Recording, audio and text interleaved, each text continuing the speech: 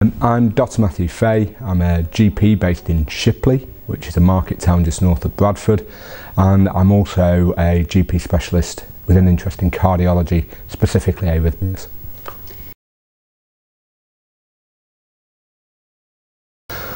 When we think about the patient with an arrhythmia in today's medical society, I think they have many challenges. Firstly, their first port of call is invariably the general practitioner, who finds arrhythmias complex, and so they tend to either reassure overly or refer overly, both of which bring anxiety to the patient. If the patient moves beyond that first level of access, then they tend to see a general cardiologist, and due to the needs of the country, most general cardiologists have an interest more towards vascular cardiology than electrical cardiology. So again, they find that the intervention is more general in nature.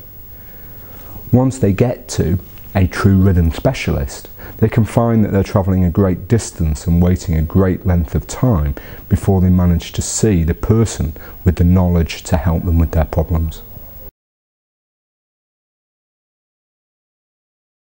The patient who is informed about their own condition is a powerful patient. So the first thing I advise all my patients with arrhythmic problems is to contact organisations such as AF Association and Arrhythmia Alliance to gain more information. I only have a limited time in my consultation, and there is a lot of information out there on the web. Once they've gained information, they can then start to make more informed decisions about where they want to go. I would always like to think that the GP is the advocate to help them get through the pathway, although they may need to collect friends from other areas, such as Arrhythmia Alliance, to show them the doors and make sure that they are supported all the way through the pathway.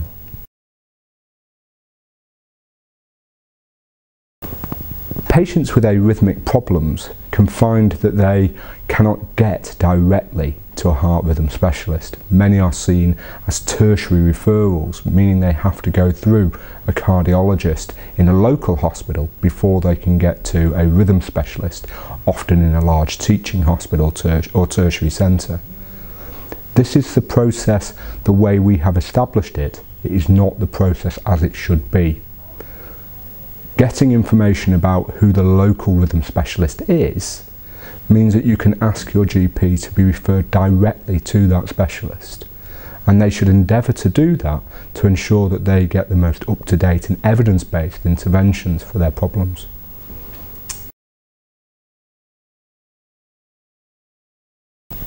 When we look at patients with arrhythmias and the local health politics in our newly reorganised NHS, many people will tell them that the first port of call is their local CCG. However, most arrhythmia services are actually commissioned at a higher level beyond the CCG. So electrophysiological work is called specialist commissioning and is actually still under the remit of NHS England. If they're having trouble getting through the system, unfortunately, the only real access for them is to go through the Patient Liaison Service, or PALS, at NHS England to try and help them through. I would suggest that the patient's advocate is the general practitioner, and they should go to see their GP if they feel they're getting into problems. If they see a local cardiologist and feel that they want a second opinion from a specialist, again, this is a right within the NHS, and again, they should go to see their general practitioner to ensure that they achieve this right.